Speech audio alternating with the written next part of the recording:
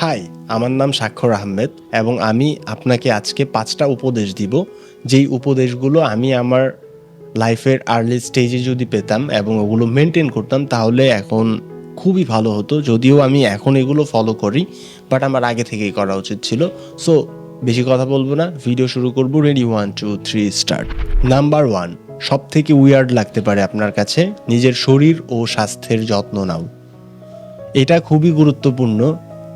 এটা হচ্ছে যে শুনতে কেমন যেন লাগে স্বাস্থ্য, বাট এটা অনেক গুরুত্বপূর্ণ। আমি ছোটবেলায় একটা গান শুনেছিলাম যে মনের জোরে চলছে দেহ নাকি দেহের জোরে মন। সো আপনি যদি এই জিনিসটা ক্ল্যারিফাই চান তাহলে দুইটার জোরেই আসলে দুইটা চলছে। মনের জোরে আমাদের দেহ চলে, আবার দেহর জোরে আমাদের মন চলে। বাট স্পেসিফিকলি যদি আপনি দেখেন, আপনার যদি শরীর স্বাস্থ্য খুবই ঠিক থাকে, আপনার হয়তোবা রাতে আপনি ঘুমিয়েছেন, সকালবেলা আপনি ওয়ার্কআউট করবেন, এই জন্য সকালবেলা উঠে আপনাকে দৌড়াতে হবে। কিন্তু আপনার মন মেজাজ যদি অনেক ভালো না থাকে বা আপনার মন চাচ্ছে যে আজকে না দৌড়াই, ডিসিপ্লিনের থ্রুতে আপনি হয়তোবা উঠতে পারবেন এবং উঠে দৌড়াতে পারবেন, রাইট? কিন্তু আপনার যদি ফিটনেসই ঠিক না থাকে, স্বাস্থ্যই ঠিক না থাকে, আপনার যদি শরীরে অনেক ব্যথা থাকে, আপনার ঘুম ঠিক না হয়, আপনার যদি শরীরে এনার্জি কম থাকে, আপনি একটু দৌড়ালেই হাঁপিয়ে যান, এরকম সিচুয়েশন থাকলে আপনার মনের যদি অনেক জোরও থাকে, তারপরেও আপনি 1 মিনিট 2 মিনিটের বেশি দৌড়াতে পারবেন না, রাইট? সো আপনার দেহের জোরেই মন অনেক বেশি কাজ করে, মনের জোরেও দেহ কাজ করে, দুইটাই ঠিক, কিন্তু স্বাস্থ্য এখানে বেশি গুরুত্বপূর্ণ জিনিস। সো এটা গুরুত্বপূর্ণ। নাম্বার 2, ভুল করতে ভয় পেও না। সো আমাদের সমাজে ভুলটাকে এমনভাবে ডিফাইন করা হয় যে ভুল করেছো মানে তুমি ব্যাপক অপরাধ করেছো, এটা একটা খুবই জঘন্য অপরাধ, ভুল করা যাবে না, ভুল খারাপ মানুষরা করে। It's not real, it's not true.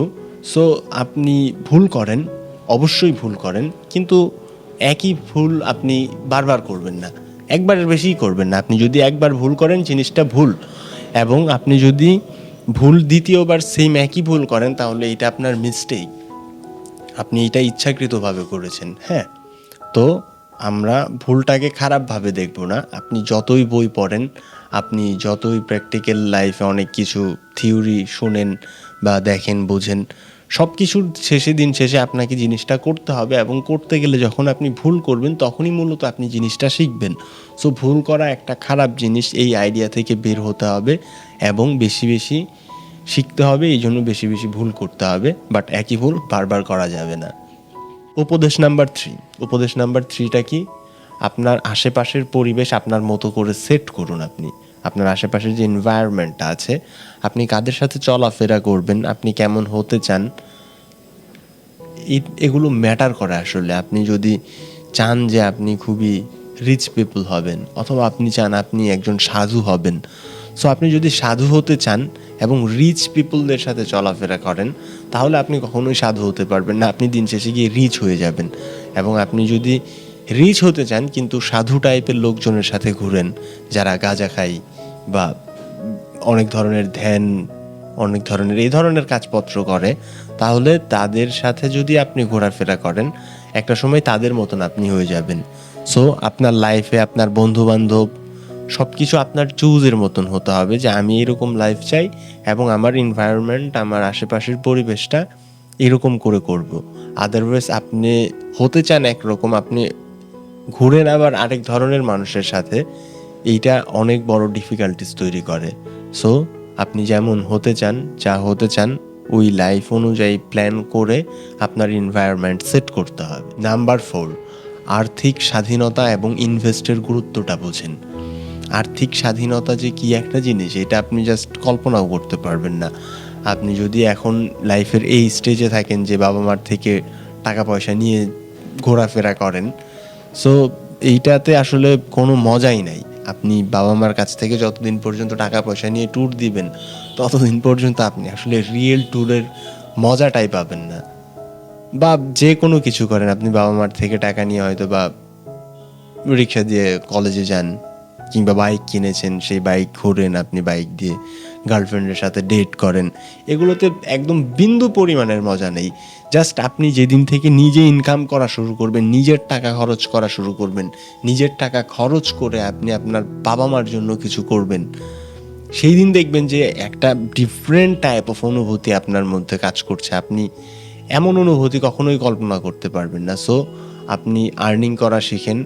Earning করার পরে সেই টাকা দিয়ে চলাফেরা করার যে স্বাধীনতাটা, সেটা জাস্ট অন্য লেভেলের। এবং টাকা পয়সা আর্ন করার সবথেকে বড় সমস্যা হচ্ছে যে টাকা পয়সা আর্ন করা সহজ, কিন্তু টাকা পয়সা ম্যানেজ করা খুবই কঠিন একটা কাজ। সো আপনার মানি ম্যানেজটা শিখতে হবে। টাকা পয়সা অনেক বেশি ইনকাম করলেও আপনার কাছে কখনোই টাকা পয়সা থাকবে না যদি আপনি মানি ম্যানেজমেন্ট না বোঝেন। সো মানি ম্যানেজমেন্ট নিয়ে পড়াশোনা করেন, চিন্তা ভাবনা করেন, ইনভেস্ট করেন। হ্যাঁ, কীভাবে টাকা পয়সা ধরে রাখতে হয়, এই টাইপের জিনিসপত্র আপনি একটু দেখেন। নাম্বার 5, জীবনের সব দায়িত্ব আপনি নিজে নিতে শিখুন। নিজের দায়িত্ব একদম নিজের কাঁধে থাকবে। এমন না যে আমি একটা জিনিস করব, এর জন্য মানুষের কাছে কমপ্লিমেন্টস নিব না। আমি 2-3 জন আমার খুবই ক্লোজ মানুষের কাছে হয়তো বা যেই বিষয়ে আমি চাচ্ছি একজনের কাছে মতামত, সেই বিষয়ে যে এক্সপার্ট, আমি তার কাছে একটা মতামত নিতে পারি, এইটা খারাপ কিছু না।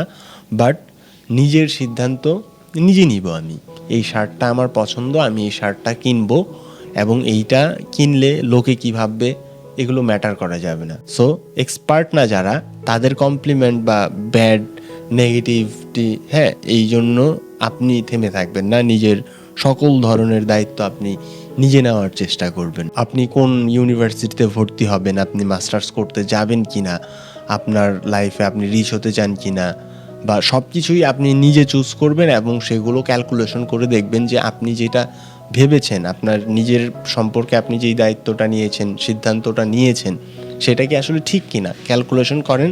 ক্যালকুলেশন করে দেখেন, নিজের সাথে বেশি বেশি টাইম স্পেন্ড করেন, নিজেকে বোঝার চেষ্টা করেন। আত্ম উপলব্ধি বা একটু স্পিরিচুয়াল আধ্যাত্মিকতা, হ্যাঁ, এটা একটু ড্রামাটিক মনে হয় আপনার কাছে, বাট হ্যাঁ, আধ্যাত্মিকতা বা নিজের সাথে নিজের কানেকশন বিল্ড, আল্লাহর সাথে যিনি আপনাকে তৈরি করেছে তার সাথে আপনার একটা কানেকশন, এগুলো আর কি খুবই গুরুত্বপূর্ণ জিনিস। এই সাজেশনগুলো আমি আপনাদেরকে দিলাম, এবং এই সাজেশনগুলো আপনারা মেনটেন করার ট্রাই করবেন। Let's do it.